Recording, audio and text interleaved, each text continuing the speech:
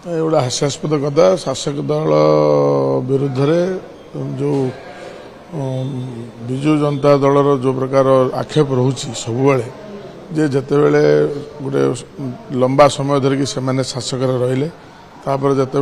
पराजयर मुह देखिले तो वर्तमान जो सरकार आई से सरकार उपलब्धिता से सह्य करना जद्वारा विभिन्न समय विभिन्न मिछ कथा गुड़ाक आणुंट जो यही बर्तमान जो कोस्टाल हाईवे उपर टेंडर बातिल कि 4 लेन रु 2 लाइन करने को मसुदा चलती डबल इंजन सरकार डबल धक्का बोली जो कहुचे हास्यास्पद कथा कौन सी प्रकार किसी टेंडर बातिल होनी जोटा जहाँ कि टेक्निकाली जहाँ कि रही परिवर्तन टेक्निकाली तार जो ये परिवर्तन करने तार संशोधन चलती तेणु जहाँ सरकार जो 177 किलोमीटर हाईवे हम कोस्टाल हाईवे जहाँ मोहन माझी सरकार एवं केंद्र सरकार जहाँ निष्पत्ति नहीं से निष्पत्ति केवल पछघुंचा देवे ना आ जहाँ कहते कथा देखी कथा रखा सरकार हूँ मोहन माझी सरकार एवं बीजेपी सरकार तेणु जहाँ जो विजु जनता दल जो बर्तमान जो आनी जो माने बयानबाजी कर मिछ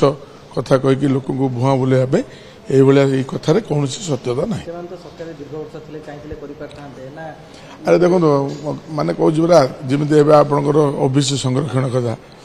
माने लगातार धरिकी 30 वर्ष काल शासन कले एवं 25 वर्ष कले 90 रु 95 5 वर्ष कले 30 वर्ष शासन कले से ओबीसी संरक्षण मुहरे नथिला एबे जेतेबेले 11.5 जेतेबेले मोहन माझी सरकार आनिले शिक्षा क्षेत्र में तो से कहुचे आम 28% दाबी करूँ 27% दाबी करूँ और बिल्कुल तुम कर सरकार किसी करुच्ची से गुरुत्व देवा कथा तेणु ये सब लोक भुआ बोलेकी विजु जनता सरकार किसी करना जिते लोक भल भल योजना अणा जा तो मिछ कथा कहीकि लोक भुआ बोलिया सरकार चेष्टा कर।